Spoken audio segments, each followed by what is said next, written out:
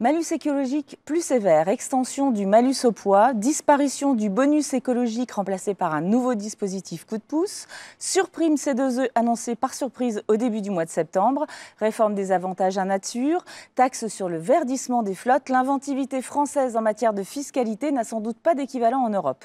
Les règles bougent vite, bougent sans doute trop vite, et particuliers comme professionnels ne savent plus sur quel pied danser. Aujourd'hui, nous allons essayer de décrypter ce choc fiscal et son impact sur le marché automobile français dans cette nouvelle édition du Club Trajectoire Durable. Pour y parvenir, sont à m'écouter Sandrine Bouvier, vous êtes directrice mobilité électrique de Stellantis en France, Chloé Noual, vous êtes directrice stratégie de Certinergie et Solutions filiale d'Engie, et Jérôme Daumont, vous êtes président du groupement des concessionnaires Renault. Merci à tous d'être avec moi pour cette émission un peu compliquée, un peu complexe. On va essayer de décrypter et de comprendre ensemble l'impact de cette fiscalité. Alors Jérôme, la France est sans doute un pays où les taxes sont sans doute les plus importantes en fait en matière de fiscalité automobile. Comment est-ce que vous jugez justement la politique appliquée par la France en matière de fiscalité ? Alors l'automobile est depuis longtemps une source de revenus importante pour les États et pour l'État français en particulier. Alors en soi, on peut comprendre qu'il faille financer les infrastructures qui sont nécessaires à l'utilisation de la voiture. En fait, il est normal qu'un produit finance les externalités qu'il engendre, un peu comme finalement les taxes d'aéroport pour les billets d'avion quelque part. Et je pense que là, aujourd'hui, le cadre dépasse largement ça quand on regarde le cumul de la somme des taxes qui grèvent aujourd'hui l'automobiliste depuis son achat jusqu'à son utilisation.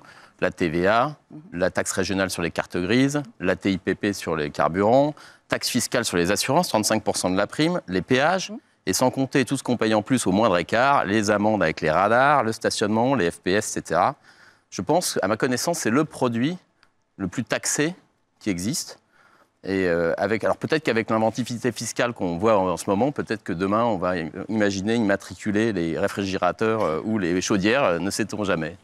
Alors, on a du mal à avoir des chiffres un peu globaux sur ce que rapporte effectivement l'automobile à l'État français.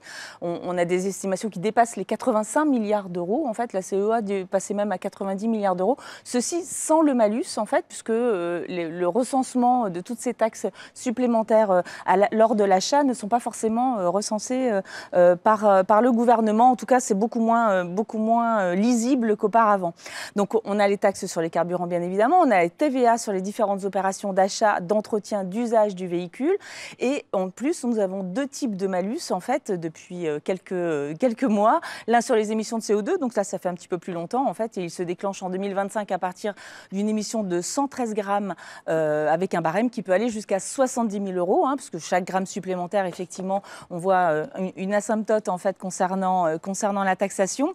Et en 2026, si le projet de loi de finances 2026 ne modifie pas la trajectoire, quand on l'aura, bien évidemment, ce seuil débutera à 108 grammes de CO2 et 103 grammes de CO2 dès 2027, avec une taxation qui peut aller cette fois jusqu'à 90 000 euros pour les véhicules qui émettent le plus de CO2.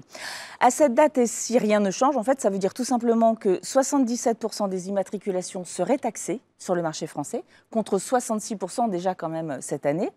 Et à ce malus CO2 s'ajoute également un malus au poids, qui lui est beaucoup plus récent dans le paysage, et qui vient frapper les modèles dont la masse en ordre de marche dépasse les 1,6 tonne actuellement, mais qui pourrait débuter dès le 1er janvier 2026 à 1,5 tonne, voire même 1,4 tonne si le gouvernement suit les propositions avancées cet été par la conférence Ambition France Transport et le rapport qui a été donné à Dominique Bussereau. Voilà. Donc, Sandrine Bouvier, il faut que je vous pose, vous représentez quand même les constructeurs sur cette table. Comment vous travaillez justement avec les pouvoirs publics sur la taxation des modèles ? Et j'imagine que forcément, ça influence en fait l'offre que vous allez mettre sur le marché. Effectivement. En fait, déjà, on travaille à livre ouvert. Chaque fois que la question nous est posée et qu'on a l'opportunité d'exprimer la voix des constructeurs et de fait de la filière automobile, on le fait. Et quand on a besoin de documenter des sujets pour faire une analyse d'impact d'une nouvelle taxation, d'une nouvelle chose, on fait vraiment, on donne nos datas et on n'a pas de problème avec ça. Au contraire, plus on peut nourrir les décisions, plus on estime qu'elles auront du sens et elles seront correctement appliquées et décidées. Néanmoins, on n'est pas toujours suivi, on n'est pas toujours écouté. Typiquement, le PHEV. Le PHEV, pour nous, c'était un bon acteur de la transition énergétique. Quand on parle de grammage de CO2, un PHEV, c'est 30 grammes de CO2. S'il est utilisé, s'il est rechargé correctement. Oui, mais c'était ce qui est mis en cause. Ce qui était mis en cause. Effectivement, ce qui a été mis en cause. Aujourd'hui, il avait la possibilité d'avoir des alertes. Quand on peut monitorer sa flotte, on peut accompagner ses collaborateurs. Un particulier utilise souvent très bien son PHEV. Donc c'est un véhicule qui nous semblait très pertinent dans la transition énergétique pour aller chercher les grammes de CO2 et abaisser les seuils. Néanmoins, on n'a pas été suivi avec les malus au poids. Naturellement, c'est des véhicules qu'on va avoir du mal à faire émerger dans le paysage automobile aujourd'hui et dans la commercialisation. D'autant que le malus au poids, en fait, devrait toucher également les véhicules électriques, puisque jusqu'à présent, il y avait un abattement qui leur était accordé, un abattement de kilos, j'allais dire, et cet abattement devrait diminuer, en tout cas, dans les années à venir. Normalement, c'est la trajectoire qui est aujourd'hui proposée. Effectivement, une trajectoire pour diminuer. En 2026, ce sera moins 600 kilos, donc des véhicules lourds vont être taxés. Mais on sait que pour l'automobile électrique, pour les véhicules 100% électriques, quand on veut lever les freins de la recharge, il y a des besoins, il y a des usages qui nécessitent de grosses batteries, et donc des véhicules plus lourds. Et donc c'est complètement, pour nous, incohérent de taxer des véhicules qui vont dans le sens de la transition énergétique, de moins d'émissions de CO2, et, à contrario, leur mettre des malus au poids. Alors, on a vu la partie malus, il y a quand même une petite carotte qui est apportée par le gouvernement, ce qu'on appelle l'éco-score aujourd'hui, puisque cette mesure qui a été adoptée par le gouvernement français permet de promouvoir en tout cas les véhicules dont la fabrication, dont la production et l'assemblage en fait est plus vertueux, donc qui sont globalement produits et assemblés sur le sol européen. Ce dispositif réduit quand même le nombre de modèles éligibles aux aides publiques, que ce soit pour le coup de pouce ou les avantages en nature. Qu'est-ce que vous pensez de ce système qui est apporté aujourd'hui par le gouvernement? Pour avoir mes homologues européens, je pense qu'on a de la chance en France d'avoir ce système d'éco-score. Parce qu'effectivement, ça protège l'industrie européenne et ça nous aide le temps de la transition. Donc on pense que c'est une bonne chose. Dans l'éco-score, le seul sujet, c'est la complexité. On parle de complexité administrative, mais on peut aussi parler de cette complexité pour calculer. Dans un éco-score, vous avez la masse du véhicule, la masse d'aluminium, la masse d'acier, le transport, le lieu de fabrication, et tout ça fait un éco-score, et c'est très compliqué parce qu'on descend à la version, ce qu'on appelle un TVV, au type variant de véhicule. Donc on descend vraiment précisément, et une même voiture sur laquelle on va avoir changé les roues parce qu'on a changé de fournisseur, on va la repasser en éco-score, et donc c'est une horreur en termes de complexité pour nos points de vente, pour nos concessionnaires, pour expliquer à un client, vérifier le TVV au modèle près, et cette précision est terriblement dur à mettre en œuvre. L'éco-score est une bonne chose, la complexité est difficile à vivre. Alors, on va s'adresser tout de suite aux concessionnaires, puisque nous avons la chance d'avoir un représentant des concessionnaires parmi nous. On parlait de la complexité de la mise en place de toute cette fiscalité et puis du calcul, en fait, pour les bonus et les coups de pouce. Est-ce que les clients comprennent quelque chose? Parce que vous les avez en face de vous chaque jour, j'allais dire. C'est très compliqué, en fait. Déjà, nous-mêmes, professionnels, on a parfois du mal à suivre. Enfin, nos vendeurs en chef de vente, ils sont en permanence en train de comprendre les nouvelles règles qui s'appliquent. C'est très complexe. Cela évolue rapidement, parfois dans l'urgence. En plus, on connaît les turpitudes budgétaires actuelles de la France. Donc, parfois, il y a des coups de volant brusques d'un côté ou de l'autre. Et globalement, les clients, alors même les professionnels, même les gestionnaires de parcs, sont souvent perdus ou partiellement informés, en fait.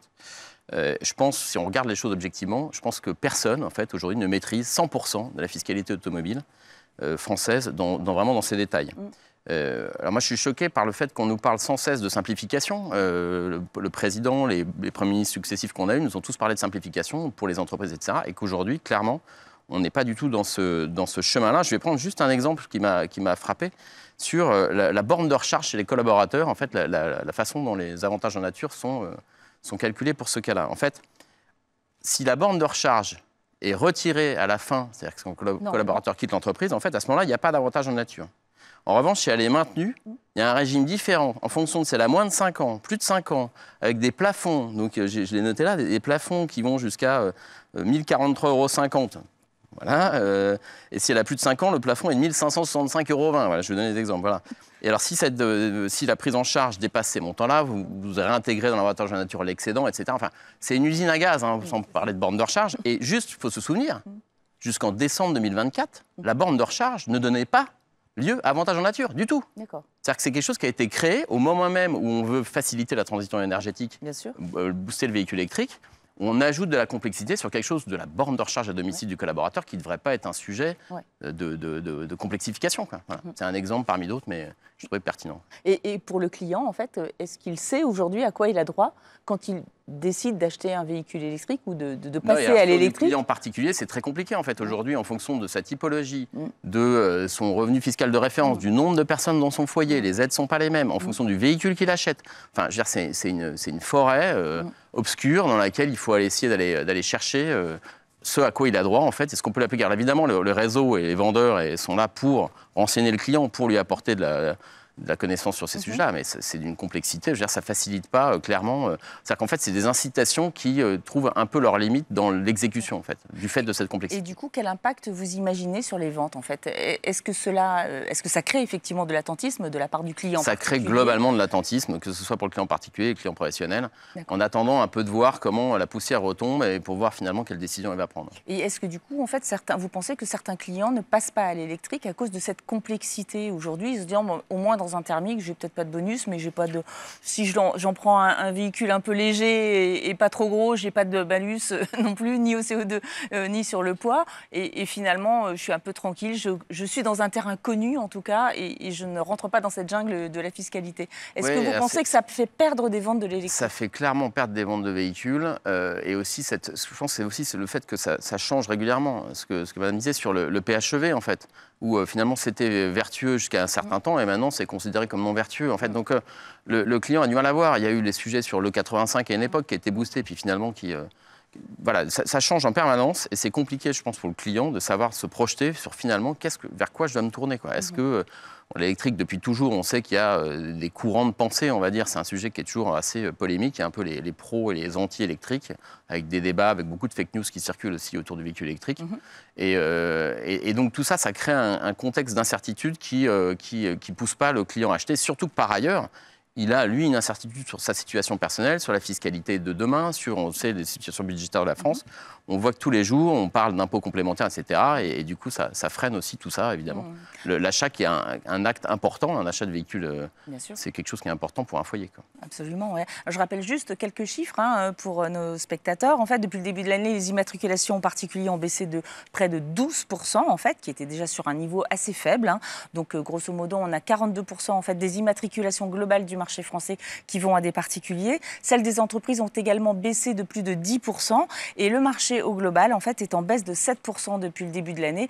On ne s'attend plus vraiment, en fait, même avec le leasing social et les 50 000 dossiers qui ont été prévus par le gouvernement, on ne s'attend plus à ce que le marché atteigne les 1,6 million comme initialement prévu en fin d'année dernière. Alors, Sandrine, on voit bien que parfois il y a des incohérences quand même dans la fiscalité. On veut promouvoir, on veut aider la transition énergétique, on veut promouvoir effectivement la vente de véhicules électriques.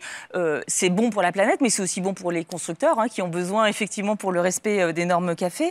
Alors, par exemple, je vois la fin de la gratuité des cartes grises électriques. C'est quand même assez hallucinant. Enfin, il y en a bien d'autres. Le malus au poids qu'on évoquait tout à l'heure, justement, pour les véhicules zéro émission. Est-ce qu'on n'en voit pas des signaux qui sont complètement contradictoires auprès des clients, auprès des acheteurs de voitures, en fait? Quelle analyse vous faites, vous, en tant que constructeur, de ce sujet-là? En fait, il y a une intention de fond qui est vertueuse, nous aider et aider à la transition, parce qu'on sait que le prix, c'est un des premiers freins à la transition. Donc nous aider et tout ce qui aide à équilibrer les coûts d'usage globaux d'un véhicule électrique versus un véhicule thermique, c'est bien et c'est une bonne chose. Mais néanmoins, on voit bien que quand il y a moins d'argent dans les caisses de l'État, hop, on revoit la carte grise pour les véhicules électriques qui arrivent, les malus au poids qui reviennent aussi sur les véhicules électriques. Donc tout ça, ça perturbe parce qu'en fait, on explique à nos clients qu'il y a des aides pour les aider à basculer. Et puis, la ligne d'après, on leur explique qu'ils vont payer une carte grise. Voilà. Donc, dans la relation avec le client, c'est assez complexe. il y a aussi beaucoup de courants de pensée, comme le disait monsieur. Il y a des gens qui trouvent plein de bonnes raisons de ne pas passer à l'électrique. Donc quand on ramène cette complexité à l'explication et lors de la relation avec le client pour lui expliquer tous les atouts de l'électrique, ça complexifie vraiment les choses. Vraiment. Donc, juste pour les cartes grises, en fait, je crois qu'on en avait parlé, effectivement, Jérôme. En fait, le déplafonnement, on peut passer au-dessus de 60 € du chouette fiscal aujourd'hui, en fait, c'est ça. C'est resté à 60 € de plafonnement. Je crois qu'ils prévoyaient de le monter jusqu'à 80 €. Mais il y a des trucs qui sont quand même incroyables. Donc, ça a amené, en fait, dès cette année, je crois que c'était au 1er mars, des augmentations massives dans certaines régions, plus 59% en Corse, plus 30% en Normandie. Et finalement, la suppression, en fait, jusqu'à présent, la carte grise sur les véhicules électriques était gratuite. On a donné la possibilité aux régions, l'État a donné la possibilité aux régions de décider sur le maintien de cette gratuité ou un abattement de 50% ou le prix plein pot, quoi. Et toutes les régions, sauf les Hauts-de-France, ont opté pour la carte grise pleinement payante. Et donc, ce qui est un peu curieux, c'est que d'un côté, on a créé des C2E. Le C2E hors coup de pouce, c'est de l'ordre de 350 € sur l'achat d'un VP électrique, mais on met une carte grise payante à peu près du même montant, de l'ordre de 350. Donc en fait, finalement, le C2E, ça vient subventionner les régions. En fait, c'est comme s'il y avait un transfert d'argent entre les... Et finalement, en fait, vous savez que le produit des cartes grises, de la taxe régionale sur les cartes grises, ça sert à financer les TER et la rénovation des lycées. Donc rien à voir avec l'automobile. Donc en fait, pas grand-chose à voir. Voilà. Et le malus, c'est pareil, ce qu'on disait tout à l'heure, c'est qu'il est perçu, il finit dans le budget de l'État, et finalement pour financer plein de choses, mais pas les infrastructures ou la transition écologique. Alors, juste deux chiffres en fait, sur le malus. Cette année, le malus au global devrait ramener 700 millions d'euros dans les caisses de l'État, donc à financer effectivement autre chose que l'automobile, puisqu'il n'y a plus de compte d'affectation, donc on ne sait plus à quoi est affecté cet argent. Et normalement, avec le durcissement de ce malus, en fait, il devrait rapporter 1 milliard d'euros au budget de l'État, en fait, dès 2027. Donc on attend évidemment le projet de loi de finances 2026, donc il n'y a pas de gouvernement encore, on a juste un Premier ministre, on espère qu'on aura un projet de loi dans le courant du mois d'octobre, mais il y aura sans doute de nouvelles surprises également. Côté dépenses, vous évoquiez tout à l'heure les C2E, on va en parler, on a la chance d'avoir Chloé Noual avec nous à nos côtés. Beaucoup de changements ont été opérés, en fait, en cours d'année, en fait, de manière assez brutale, le gouvernement a décidé de changer de mode opératoire, j'allais dire, donc l'aide à l'achat de véhicules propres ne passe plus par le budget, il est transféré aux énergéticiens, aux fournisseurs d'énergie. Donc c'est par le biais des C2E, des certificats d'économie d'énergie. Alors vous représentez la filiale d'Engie, justement, dédiée à ces C2E qui existait dans beaucoup de secteurs, le bâtiment, je crois, l'industrie, l'agriculture. Est-ce que vous pouvez nous rappeler, grosso modo, comment fonctionne ce mécanisme des C2E ? Oui, le dispositif des certificats d'économie d'énergie, c'est un dispositif qui n'est pas nouveau, qui existe depuis plus de 15 ans en France et qu'à peu près tout le monde connaît pour de l'isolation des combles ou de la pompe à chaleur. On en parlait en arrivant tout à l'heure. C'est un dispositif qui existe dans le bâtiment résidentiel tertiaire, dans l'agriculture, dans l'industrie, dans les réseaux et dans le transport. Et en fait, dans le transport, jusqu'ici, il était assez peu développé. Du coup, là, il y a eu une volonté de mettre davantage de C2E dans le transport, et notamment dans la mobilité électrique. Et le gouvernement... C'était quoi dans le transport, en fait ? Qu'est-ce qui était Il y avait des opérations sur, par exemple, le fait de faire de l'éco-conduite, le fait de développer le fret fluvial, le fret ferroviaire, l'acquisition d'autres types d'équipements électriques. Par exemple, l'année dernière, il y avait déjà des aides pour les bus électriques. D'accord. Il n'y en avait pas encore pour les véhicules légers, les véhicules utilitaires ou les camions. D'accord. Et donc là, il y a des nouvelles aides qui ont été mises en place en mars, donc avant la suppression du bonus. Et ensuite, c'est le coup de pouce qui est arrivé. Et donc, voilà, il y a des nouveautés. Le coup de pouce est venu prendre le relais du bonus. D'accord. Alors, comment il s'étend à l'automobile concrètement ? Vous allez nous expliquer après comment fonctionnent ces C2E, quelles sont vos obligations, parce que c'est quand même assez compliqué, j'allais dire. Mais comment ils ont été étendus à l'automobile ? Il suffit juste de se dire, bon, bah voilà, on dédie telle somme dans ce C2E global, j'allais dire, à l'automobile. Comment c'est décidé, ça ? Alors, ça ne marche pas exactement comme ça. En fait, le dispositif des certificats d'économie d'énergie, on va peut-être revenir sur comment il fonctionne pour que tout le monde comprenne. Ça fonctionne sur un principe globalement pollueur-payeur, donc les obligés, donc vous les polluez, fournisseurs vous payez. d'énergie, EDF, Engie, Total, etc., doivent inciter les consommateurs, quels qu'ils soient, à faire des économies d'énergie. D'accord. Pour inciter à faire des économies d'énergie, on a recours à ce qu'on appelle des opérations. Et donc ces opérations, standardisées ou spécifiques, permettent de faire des économies d'énergie. Et en gros, on vient inciter à faire l'opération d'économie d'énergie. Donc souvent, on donne une prime en échange d'une action d'économie d'énergie. Et cette prime, elle est retransformée en certificat d'économie d'énergie qui permet de remplir l'obligation. Donc, globalement, pour les clients, finalement, ce qui compte, c'est que eux, ça leur permet d'avoir une prime pour financer tout un tas d'opérations. Et donc, pour la mobilité électrique, ce qui s'est passé, c'est qu'il y a des nouvelles opérations qui ont été créées. Donc, nous, dans notre jargon, on parle d'opérations standardisées. Ça veut dire qu'en fait, on a des fiches qui décrivent tous les véhicules qui sont éligibles. Les track, en fait, c'est voilà. ça. Hein, les règles à respecter. On sait exactement ce qu'il faut faire apparaître sur les preuves de réalisation, donc notamment sur les factures. On va en parler. Avec des règles administratives qui peuvent être complexes.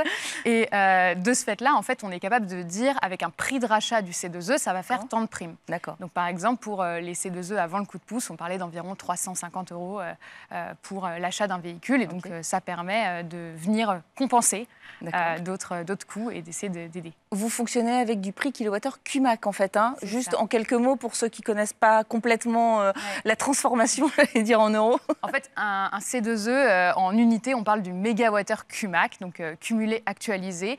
Globalement, l'idée, c'est de se dire que pendant la période de vie d'un équipement, donc par exemple d'une voiture, on va faire des économies d'énergie. Et que ces économies d'énergie, faut venir les actualiser parce qu'elles ne sont pas les mêmes tout au long de la durée de vie de l'équipement. D'accord. Les énergéticiens ont également un contrat avec l'État, c'est-à-dire que l'État vous impose de réaliser tant de kilowattheures QMAC, en fait, sur une période donnée. Ouais. Vous en êtes à combien, en fait, et que pèse l'automobile dans cet ensemble ? En fait, ce n'est pas vraiment un contrat, c'est qu'en gros, le certificat d'économie d'énergie, ça marche par période. Donc là, actuellement, nous sommes dans la période 5. On devrait, si tout va bien, rentrer au 1er janvier dans la période 6. Sur ces périodes, il y a une obligation, donc en gros, une ambition de la période C2E qui est fixée par le gouvernement. Et cette ambition, cette obligation, elle doit être atteinte par les différents obligés. Et les obligés doivent atteindre un certain niveau en fonction de leur vente réelle. Donc, en fait, on connaît... plus ou moins au début de la période, et puis à la fin, on vient affiner l'obligation qu'on a. Donc là, on est en fin de période, donc les obligés ont, on va dire, une partie de leur obligation qui est déjà faite. Et sur la mobilité électrique en tant que telle, ça ne représente pas une énorme part aujourd'hui des C2E, puisque c'est quand même relativement nouveau. Ça fait que depuis mars. La période, elle a commencé bien avant. Et aujourd'hui, les C2E, c'est ce que je disais, c'est que 3%. En fait, les C2E transport, c'est que 3% à la base. Enfin, on n'a pas de chiffre à jour depuis mai, mais c'est assez peu finalement de C2E par rapport au reste. La majorité, ça reste le bâtiment. Donc, ce n'est pas la mobilité électrique qui permettra aux obligés de remplir leurs obligations. D'accord. Peut-être, on verra pour la prochaine période, on reviendra sur ce sujet. Sandrine Bouvier, quand un particulier, on n'entend plus parler de bonus, mais de coup de pouce, et que c'est finalement un C2E, est-ce qu'il connaît ce système-là? Est-ce que quand le réseau Stellantis en fait vient vous voir et vous parle de ces problèmes, est-ce qu'il vous dit que le client est parfaitement informé de ce qu'est un C2E et comment ça va se passer? Absolument pas. Et à la limite, le rôle d'un vendeur en concession, d'un concessionnaire, c'est d'accompagner le client pour que ce soit simple. C'est ce que faisaient déjà les réseaux et les vendeurs en prenant en charge le bonus. Ils expliquaient aux clients, voilà ce à quoi vous avez droit, ils font le nécessaire. Ils défrichent la forêt administrative, fiscale, pour que ce soit simple pour le client. Et pour les C2E, on a eu cette même logique. Pour nous, il était important, dans ce marché du mégawattheure QMAC, de absolument pas embêter nos concessionnaires, nos vendeurs avec ces histoires, de vraiment simplifier le plus possible. Et c'est pour ça qu'on s'est adossé pour Stellantis à un obligé de renom comme Engie, qui connaît les C2E, de façon à pouvoir stabiliser les prix et être dans une logique à peu près similaire à celle du bonus. Et d'avoir des grilles de prix et de primes qui soient stables et claires et lisibles pour nos clients. Parce que justement, en fait, c'est un peu comme la bourse, en fait. On n'a jamais une prime complètement fixe et on ne sait jamais à l'avance exactement combien on va avoir, en fait. Alors, c'est ce qui nous inquiétait au début. Quand on a découvert l'univers du kilowattheure QMAC, on s'est dit, oh là là, tous les matins, on va regarder la bourse et le marché du kilowattheure et dire à nos vendeurs, aujourd'hui, c'est 7 €. Et en fait, heureusement, on a des accords et une convention qui nous permet de stabiliser ces primes et de définir des montants de primes pour des périodes un peu plus longues que la journée. D'accord. Jérôme, comment ça se passe en fait pour les concessionnaires Renault et dans vos affaires en fait, Altaïr? En fait, ce changement, ça s'est fait entre donc le bonus, le passage du bonus au C2E coup de pouce. Ça s'est fait un peu dans l'urgence, dans une urgence budgétaire, je pense, et avec, à mon sens, une certaine impréparation, quoi. Il y a eu une grosse quinzaine de jours de préavis, ça a été annoncé courant juin pour une mise en œuvre dès le 1er juillet. Donc pour les réseaux, c'est quoi? C'est des nouvelles règles, des nouveaux montants, des nouveaux plafonds de revenus, etc. Des nouveaux documents à faire signer. Ça fait beaucoup d'informations à intégrer, à déployer dans nos équipes et puis à communiquer aux prospects, aux clients. Voilà, il a fallu, le constructeur évidemment a mis à jour un certain nombre de documents commerciaux chez lui. Et puis ensuite, il faut gérer une période de recoupement. Alors ça, c'est aussi de la complexité parce qu'en fait, jusqu'à telle date, le client, c'est du bonus. Donc vous allez le saisir sur le portail ESP et puis le montant s'étend et puis les documents, c'est ça. Et puis passer cette date-là, ça change complètement. Et puis en fonction de la date de livraison, parce que vous avez des deadlines à gérer. Attention, les bonus, il faut les livrer avant le 15 juillet. Alors, donc c'est d'une complexité incroyable. Et puis, évidemment, il y a le sujet des contrôles derrière, avec une administration quand même assez tatillonne, qui émet un peu facilement des ordres de reversement sur les bonus, par exemple. Et donc nous, évidemment, on a un risque sur nous de gérer tout ça. Bientôt, il va nous falloir des Bac+10 dans le secrétariat pour bien comprendre et être sûr qu'on a mis la bonne mention sur la bonne facture, etc., quoi. Donc c'est vrai qu'aujourd'hui, sur les C2E, on manque un peu de recul. Hein, on démarre, le système a démarré, etc. Globalement, sur les paiements, ça reste parfois un peu compliqué. Hein, il y a un peu de réglage à faire. Il y a eu aussi une grosse montée en volume des différents acteurs de ce marché-là parce qu'il a fallu appréhender le sujet mobilité électrique et puis des dossiers qui sont arrivés par milliers, en fait, assez rapidement. Et voilà. Et on manque encore aujourd'hui un peu de recul sur la partie potentiellement litige, dossier en souffrance. Mais comme on a été un peu échaudé sur la partie bonus par le passé, c'est vrai qu'il y a un peu de... Oui, pour rappeler, en fait, le bonus, en fait, vous versiez en fait, vos dossiers, vous reversiez vos dossiers sur le portail l'ASP, en fait, hein, tout simplement. Et il y avait une vérification, effectivement, revenus, etc. Qui était la vérification, souvent a posteriori, en fait. Il n'y a pas de contrôle a priori. OK. Et donc, vous faisiez l'avance, en fait, vous, les concessionnaires, vous faisiez l'avance de ce bonus et vous attendiez que l'État vous rembourse. D'accord ? Parfois, vous attendiez longtemps. On se souvient que l'année dernière, vous avez attendu près de 6 mois en fait, pour avoir le remboursement des primes qui avaient été faites en avance par les réseaux. Pour les C2E, on a besoin d'autres documents, on a besoin d'autres preuves en fait à fournir.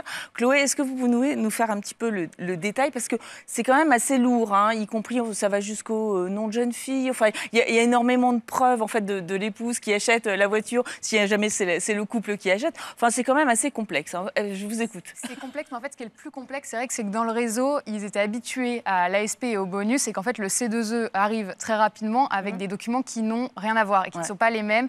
Et des méthodes, par exemple, de calcul qui ne sont pas les mêmes. Donc, si je prends le cas, avant, ils calculaient, on va dire, le revenu du ménage en prenant le revenu fiscal de référence et le nombre de parts de l'avis d'imposition. Et nous, on leur demande d'aller regarder le nombre de personnes. Ce qui n'est pas pareil. Ce qui n'est pas pareil. Voilà. Et donc, en gros, on est obligé de faire de la pédagogie sur nombre de parts vs nombre de personnes, en sachant pertinemment que dès qu'on repasse sur un autre dispositif, ils vont repasser sur le nombre de parts. Donc, c'est assez compliqué. Après, sur les documents en tant que tels, il y a moins de documents que pour le bonus. D'accord. En gros, dans le C2E, très classiquement, on a besoin de ce qui prouve l'engagement de l'opération. Donc, souvent, c'est un bon de commande. On a besoin de ce qu'on appelle, nous, une preuve de réalisation, donc le fait que l'opération a bel et bien eu lieu. Donc, c'est souvent une facture, et c'est souvent là-dessus qu'il y a beaucoup de difficultés, parce qu'administrativement, on doit faire apparaître un certain nombre d'éléments qui ne sont jamais sur ces documents à la base. Par exemple ? Comme par exemple le fait que c'est un véhicule éco-scoré qui pèse moins de 2,4 tonnes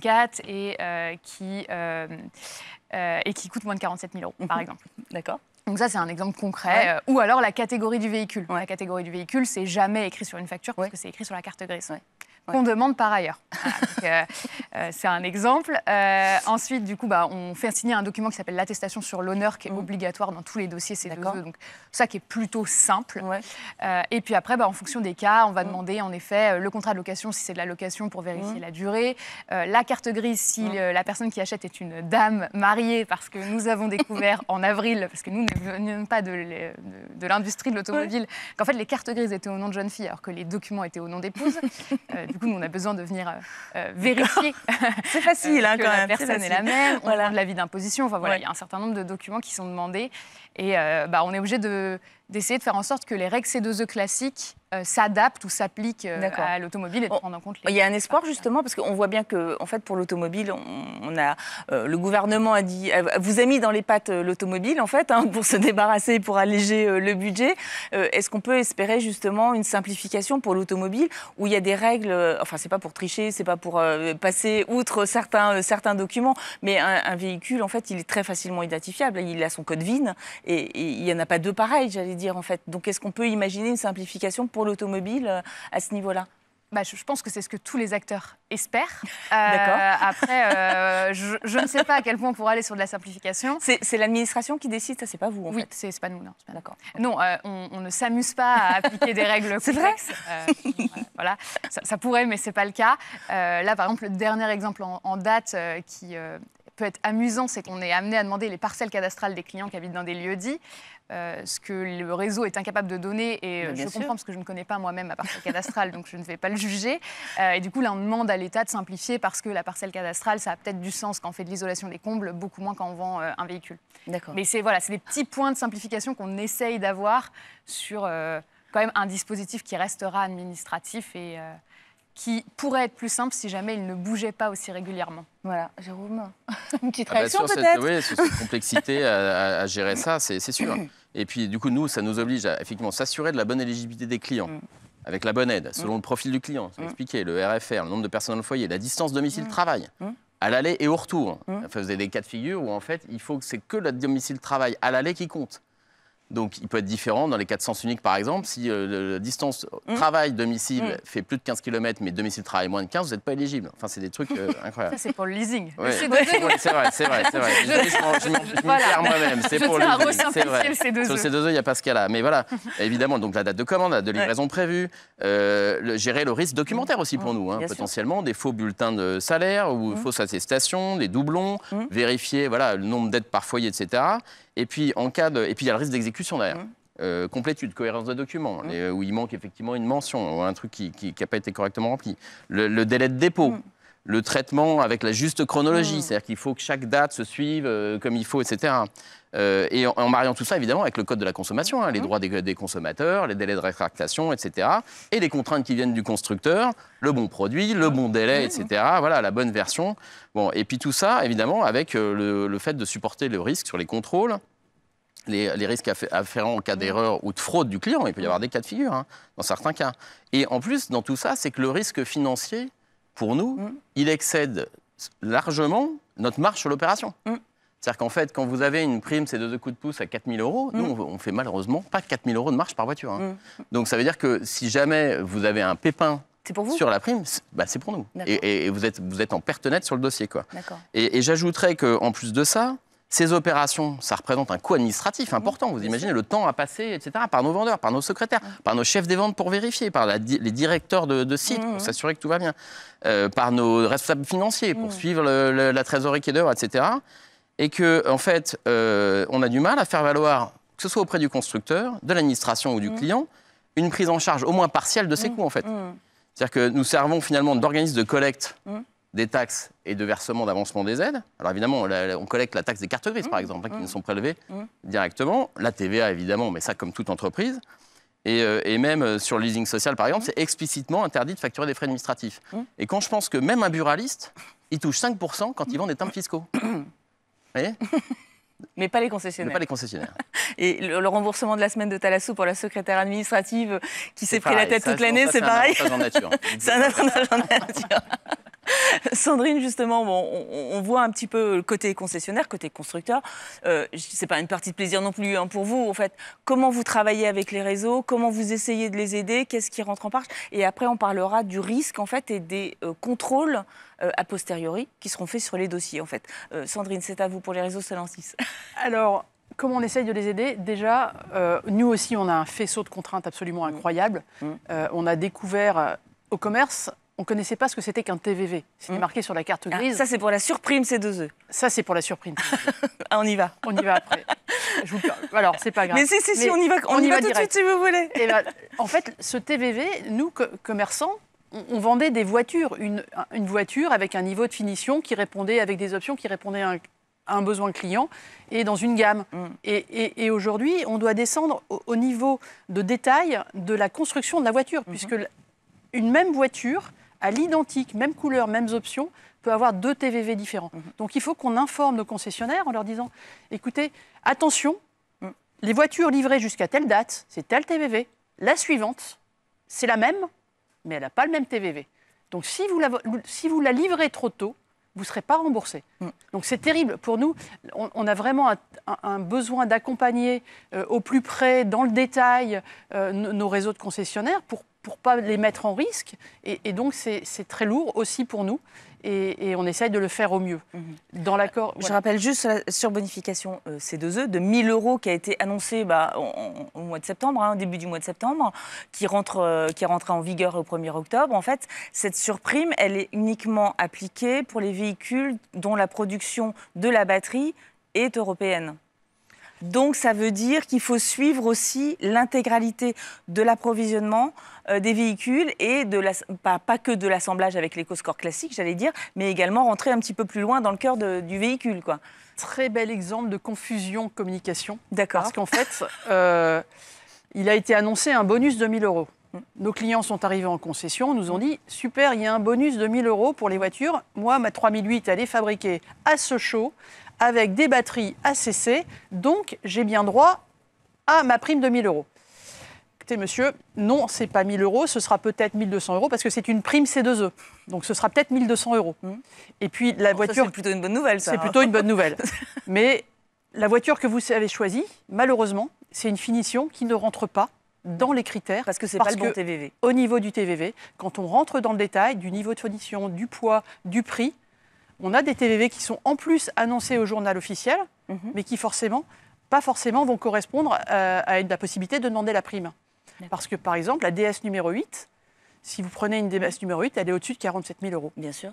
Et donc, le TVV est déclaré au journal officiel, et on va dire à notre client, écoutez, non, c'est une erreur de communication. Donc, ça amène du discrédit et de la complexité sur une filière automobile qui se veut simplifier les messages et être le plus transparent possible. Et concernant les dossiers classiques, j'allais dire cette fois C2E, comment vous avez travaillé? En fait, on parlait de tous les coûts qui sont inhérents en fait pour les concessionnaires. C'est vrai que c'est un travail administratif colossal en fait aujourd'hui qui est reporté sur les réseaux et sur les réseaux de distribution. Comment vous les aidez? Est-ce qu'il y a des process qui peuvent être simplifiés? Comment est-ce que vous pouvez faire en fait et comment vous essayez? Vous apprenez aussi en même temps qu'eux, mais comment vous essayez de faire que ce soit plus simple? La première chose qu'on a fait, c'est de s'appuyer sur un expert du C2E. Des gens qui allaient nous aider, qui avaient une plateforme pour nous aider à piloter toute cette charge administrative. Parce qu'on avait bien entendu que les C2E, ça pouvait être le milieu de la fraude par d'autres métiers. Et on ne voulait absolument pas mettre en risque notre filière. Et donc la première chose à faire, c'était de s'adosser à quelqu'un qui sait faire les C2E, avec une plateforme. Donc on essaye d'automatiser un maximum les choses, que les mentions légales apparaissent de façon automatique pour alléger le travail en concession. Et le plus possible automatisé, simplifié. Donc ça, c'est des choses qu'on fait. Les grilles, ce que j'ai cité tout à l'heure, pour avoir des prix constants. Donc on essaye vraiment de simplifier au maximum. Et puis, il était important pour nous aussi de nous assurer que la rémunération, la trésorerie qui est portée par nos concessionnaires, qu'il y ait un délai de paiement qui soit rapide.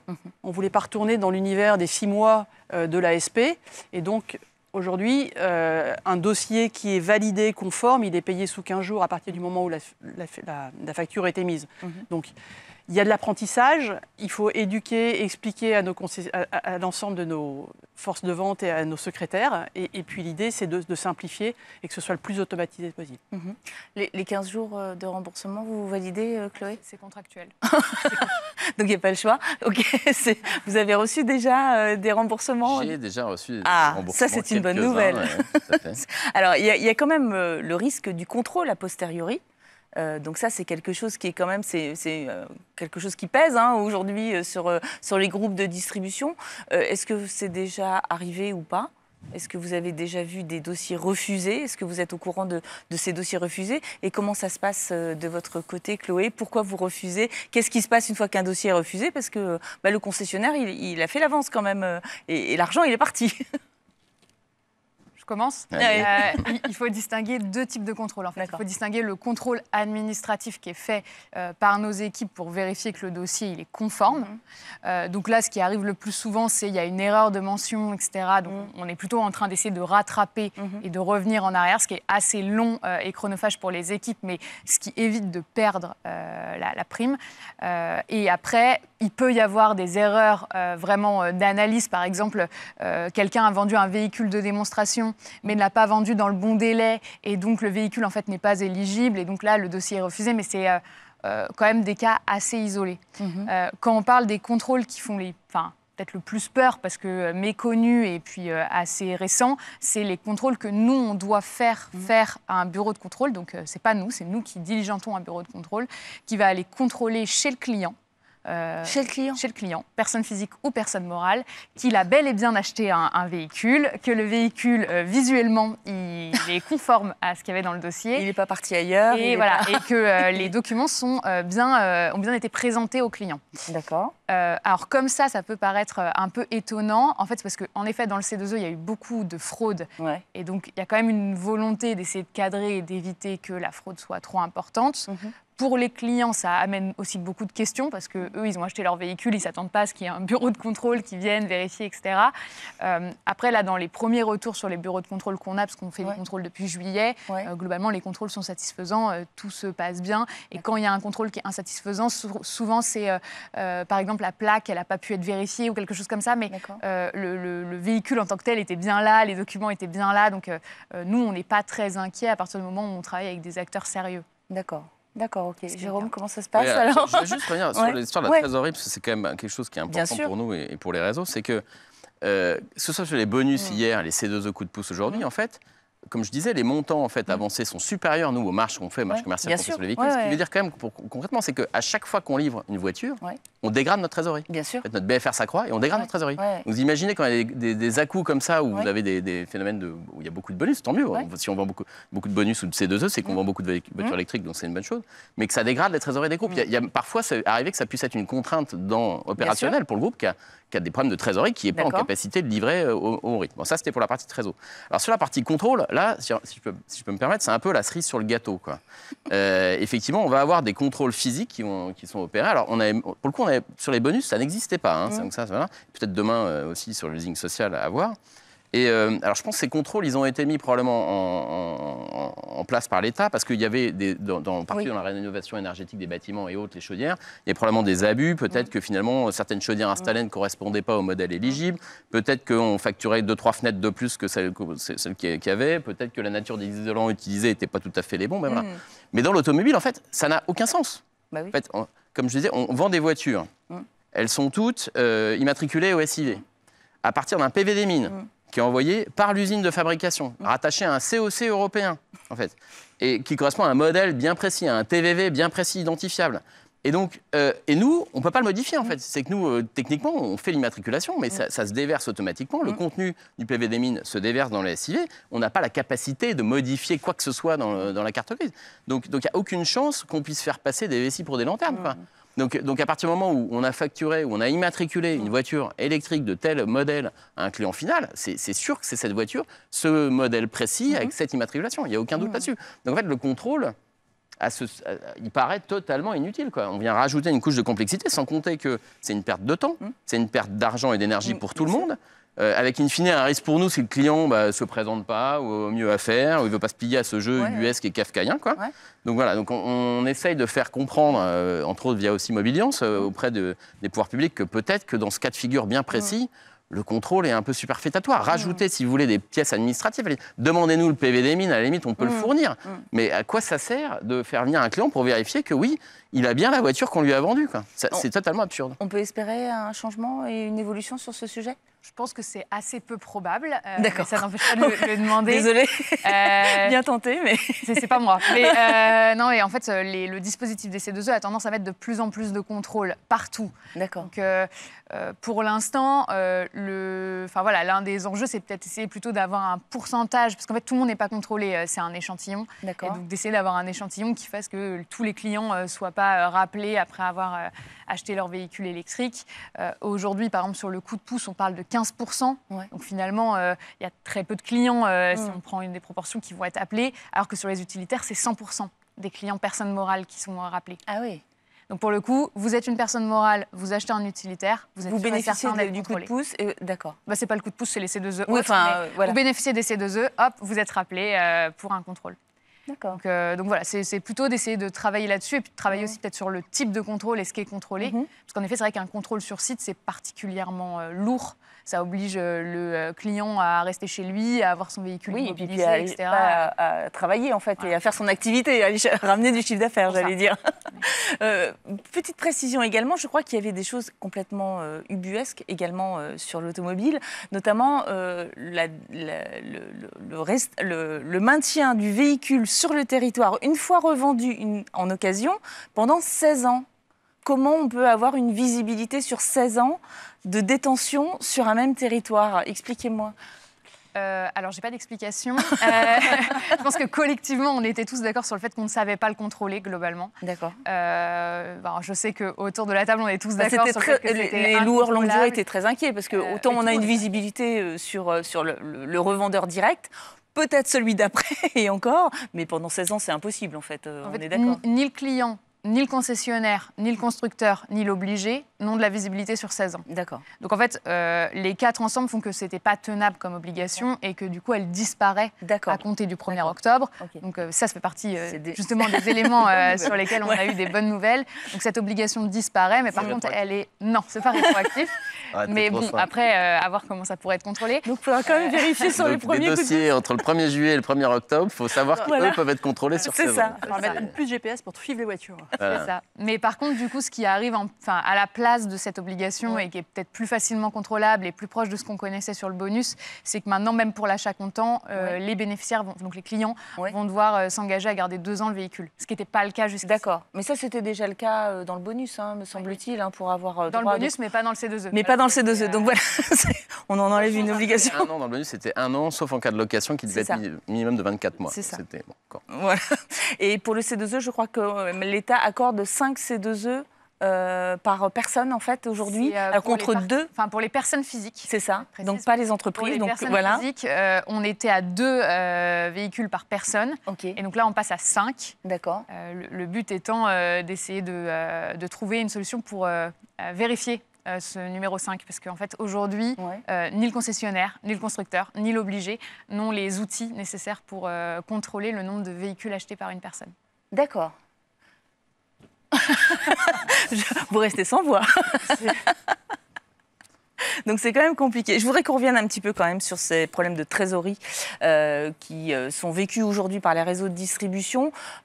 Où est-ce que vous en êtes très concrètement et est-ce que la campagne du leasing social, notamment et des 50 000 dossiers, est-ce que ces C2E en fait viennent aggraver et est-ce que du coup ça peut entraîner une espèce de distorsion, j'allais dire, de marché et le fait que certains acteurs, certains professionnels se disent bah là je peux plus en fait tout simplement et je vais plutôt aiguiller vers le thermique, tout simplement. Comme ça, au moins, j'ai moins de problèmes à la limite.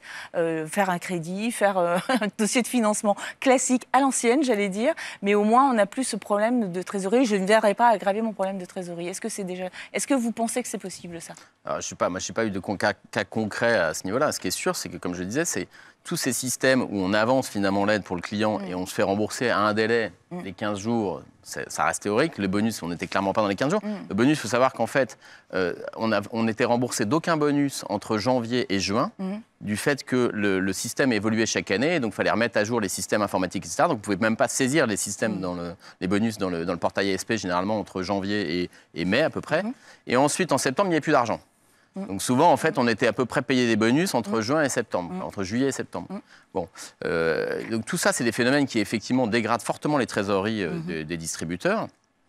Là, évidemment, le leasing social, ça accroît encore ce phénomène parce qu'on crée un effet de pic, en fait. Donc quand vous créez un effet de pic de dossiers, pic de livraison, quand vous livrez d'un seul coup des centaines de dossiers éligibles à des primes qui sont des montants conséquents. On parle de 6 000 euros, 7 000 euros.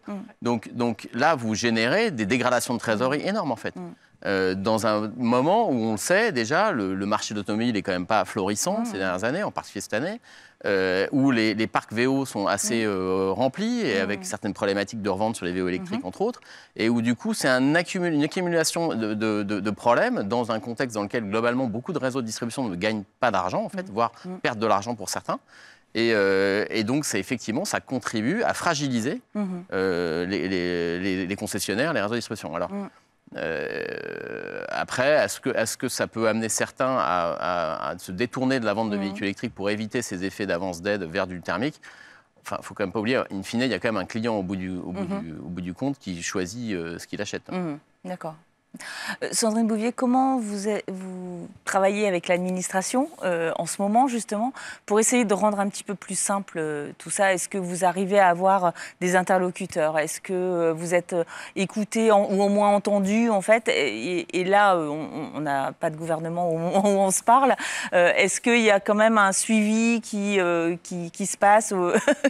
J'ai eu un échange encore la semaine dernière avec un interlocuteur qui me disait...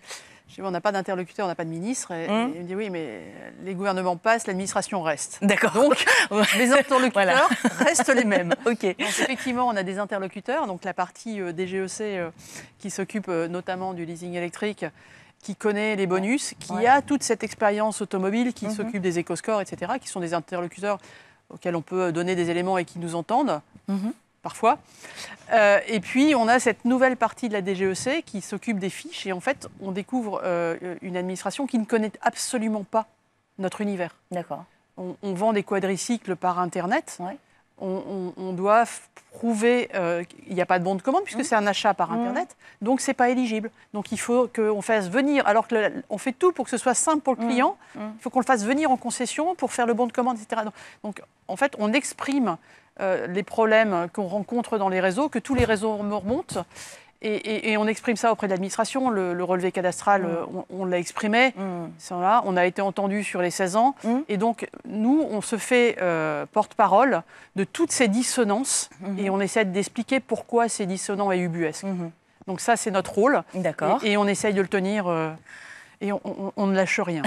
Il ne faut surtout rien lâcher. Alors, Chloé, dans quelques mois, va démarrer une autre période, une nouvelle période C2E. Et donc, les énergéticiens vont remplir un autre contrat avec l'État. Ça en est où? Est-ce que j'imagine que vous allez le montant du kilowattheure QMAC, le volume en tout cas va augmenter forcément, j'imagine. Comment ça se passe les négociations, j'allais dire? Est-ce que c'est l'État qui impose directement ce volume? Et puis après, comment vous voyez-vous au sein de Certinergie en fait la montée en puissance de l'automobile au sein de ces C2E? Alors, c'est un peu comme quand en introduction on parlait du projet de loi de finances. Nous, on attend les textes pour la 6e période des C2E, donc on ne les a pas. Ça démarre au 1er janvier, normalement, c'est dans 3 mois. Ça démarre au 1er janvier, donc ça serait bien qu'on les ait bientôt, mais pour l'instant, on ne les a pas. Donc, on les attend pour avoir le cadre qui est réellement figé. Aujourd'hui, on a quand même une bonne idée de ce qu'il y aura dedans, mais on attend d'avoir le cadre figé pour être certain. En théorie, du coup, on aura une augmentation de l'obligation, donc plus de C2E à produire. Et logiquement, la mobilité électrique fera partie de ce que nous, on appelle des gisements pour produire des certificats d'économie d'énergie. Donc ça en fera partie, ça ne sera pas le seul. Évidemment, le bâtiment restera probablement largement majoritaire avec l'industrie, le tertiaire, etc. Mais on a quand même confiance sur le fait que la mobilité électrique, le C2E, peut-être que le coup de pouce, normalement le coup de pouce devrait continuer. Donc on a bon espoir que ça continue à exister au 1er janvier, en sachant qu'il y aura des nouvelles règles, parce que qui dit 6e période des C2E dit évolution de certaines règles, et donc nous on aura des règles en plus à tenir, qui, j'espère, ne seront pas trop impactantes pour les réseaux et les constructeurs, mais voilà, qui peuvent quand même vous leur faites peur, là, directement. avoir un impact. Ça commence bien. Mais non, normalement, ça devrait quand même rester. Et le message que nous, on passe, c'est d'essayer d'avoir de la stabilité et de ne plus changer là, les opérations mobilité électrique. Elles ont changé 3 fois. Même là, du coup, 4 fois, depuis mars. Donc là, le but, c'est quand même qu'on essaye de stabiliser, parce qu'à chaque changement, il faut venir repartager l'information avec le réseau. Le réseau, c'est quand même beaucoup de personnes. Et donc, c'est très compliqué. Donc, on aimerait bien avoir un peu de stabilité et simplifier un peu pour l'instant. Et est-ce qu'il y a un risque, vous êtes obligé en fait de consommer ces kilowattheures cubains, j'allais dire, ou de les proposer en tout cas, sinon vous avez vous-même des amendes en fait, c'est ça? En fait, les obligés, donc en l'occurrence par exemple Engie, a une obligation de produire un certain nombre de certificats d'économie d'énergie. Donc il n'y a pas de risque d'épuisement, j'allais dire, du gisement C2E pour l'automobile? Aujourd'hui, il n'y a pas de crainte là-dessus. Il y a pas, c'est pas comme les 50 000 dossiers du logement social. C'est pas on doit faire 50 000 dossiers et après, une fois que l'enveloppe elle est consommée, il n'y a plus de C2E. Ça ne marche pas comme ça. Ce qui est le cas, c'est qu'il y a une opération, on peut l'utiliser. On crée des C2E avec cette opération et on remplit une obligation. D'accord. En début de période, il n'y a jamais de problème sur remplir l'obligation. D'accord. C'est plutôt en fin de période que ça peut être le seul impact, il est sur les prix, il n'est pas sur le fait de produire ou non des certificats d'économie d'énergie. Ok, ça marche. Alors, vous l'aviez dit, quand on avait préparé, vendre un thermique, finalement, c'est simple. Et donc, vendre un électrique, c'est quand même un sacré parcours administratif. On l'a vu pendant toutes nos discussions. Quel message vous voulez faire passer au pouvoir public, justement, pour essayer que cette complexité ne vienne pas casser la dynamique de l'électrique? Vous-même, constructeur, vous en avez besoin. On rappelle que l'objectif de la Commission européenne, c'est bien la vente de véhicules propres zéro émission en 2035, même s'il y a des discussions peut-être en ce moment au sein de la Commission européenne pour alléger ou légèrement assouplir en tout cas, mais l'objectif restera là. Comment vous essayez de faire comprendre que pour passer à l'électrique, effectivement, il faut qu'on aille plus loin, il faut qu'on simplifie le sujet? Alors effectivement, il y a la simplicité, on en a parlé largement et on porte ce message, il est préalable à tout. On voudrait éviter les coups de barre. Et c'est le message qu'on passe, c'est OK, on est passé soudainement du bonus à la prime C2E. Nous, on l'a vu. Les réseaux ont découvert le C2E. Le temps d'appropriation, d'explication, de sécurisation, il est long. On a vu, nous, nos mix électriques chuter clairement. Juillet, août et début septembre, on a des mix électriques qui tombent. Parce qu'effectivement, face à ces dispositifs, il y a des inquiétudes. Bien sûr. Et donc, si notre propre réseau et nos propres vendeurs sont inquiets, c'est difficile d'aller embarquer un client dans cette aventure. Donc, simplicité, durable,